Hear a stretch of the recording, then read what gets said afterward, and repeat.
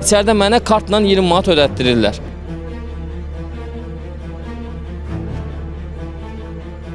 Burada 20% sürücü sənəd ala biləcək, qalan 80% qalacaq qıraqda.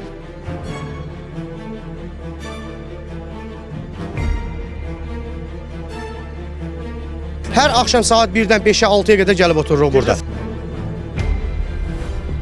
Nazirlər Kabinetinin qəbul etdiyi qərara əsasən 2025-ci il noyabrın 1-dən etibarən paytaxtda fəaliyyət göstərə biləcək taksilərin sayı 25 minlə məhdudlaşdırılacaq.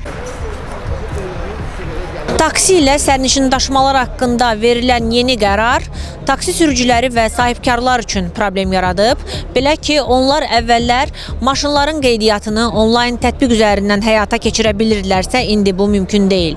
İndi onlar beynəlxalq avtovağzalda günlərlə gecələməyə məcbur qalırlar ki, maşınlarını qeydiyyatdan keçirsinlər. 10 gündür buradayam, yəni girib gəlirəm.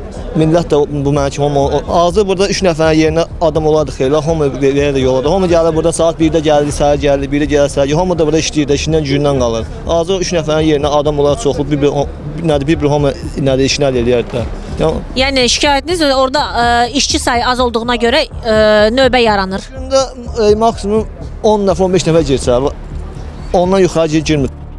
Gün ərzində 20 nəfər siyahadan adam keçir. Burada 700-ə yaxın sürücü var. Əgər həftənin 5 günü günə 20 nəfərdən keçsə 100 nəfər eləyir. Burada 20% sürücü sənəd ala biləcək, qalan 80% qalacaq qıraqda. Və yaxşı, bu 80% sürücünün həyatı necə olacaq? Hamıda kreditlə maşın alınır. Hər axşam saat 1-dən 5-ə 6-ya qədər gəlib otururuq burada. Səhər-səhər gəlirik bura. Yaxşı, bizim gündəlik itirdiyimiz zamanı qoyaq kənara. Bu əziyyətin nəticəsi sonunda nə olacaq? Onlayn eləmək olmur bu prosesləri? Xeyr, olmur. Onlayn olmur. Onlayn lazım deyil. Ən azından bir müəssisə buradadır. Bir 5 dənə müəssisə olsa, hər müəssisədə gün ərzində 20 nəfər keçsə, gün ərzində 100 nəfər keçir. 10 günə, 15 günə bu tamamlanar. Bakı şəhərində də müəssisələr çox. Neçə gündür buradasınız? 3 həftədir gəlib gedirik. Köhnə maşınlarımdır. 3 ay, 2 ay bundan qabaq mən bu maşınları müqavilə bağlayıb 20 manatımı da ödəmişəm. Və burada əvvəllər, bu qanun çıxmamışdan qabaq, burada bir bölmə var idi. Burada bir bölmə var idi. Yeni maşın əlavə elə.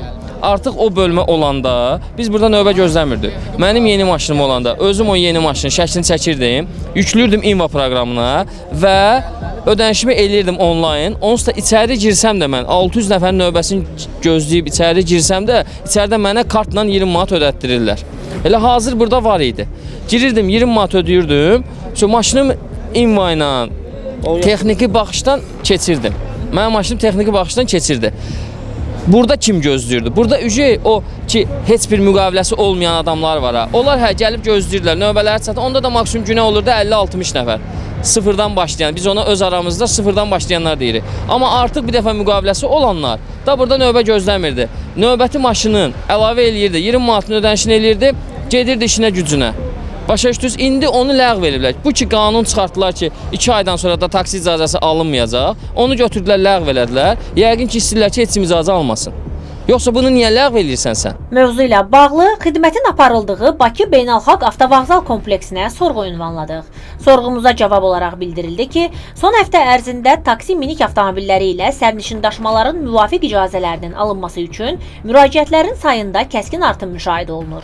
Şəffaflıq və növbəllik təmin edilməklə müəyyən prosedur qaydalarına riayət olunmaqla bütün müraciətlərə baxılır. Növbənin yaranmasında əsas səbəblərdən biri narkoloji test müayinəsidir. Qeyd edək ki, tək avtovağzal kompleksinin ərazisində yerləşən tibb müəssisələrində deyil, Bakı şəhərinin müvafiq tibb müəssisələrinin istənilən bölməsində narkoloji testlərdən keçmək və bu haqda arayışı əldə etmək mümkündür. Əlavə olaraq bildiririk ki, icazələrin verilməsi elektron qaydada həyata keçirilir və icazələrin alınması üçün hər hansısa yerə fiziki gəlməyə ehtiyac yoxdur.